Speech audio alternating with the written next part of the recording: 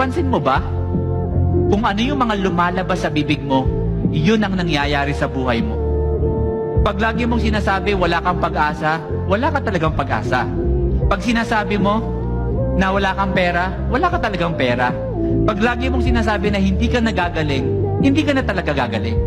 Because sabi ng Biblia, the abundance of the heart, the mouth speaks. And I want you to know, hindi yun ang design natin. Kasi minsan, nakakalimutan natin yung identity natin, di ba? Ipapaalala ko lang kung sino ka. Anak ka ng Panginoon at malaki ang plano niya sa'yo. At ang gusto niya ay ikaw ay lumaban. So I want to pray for you, as I am.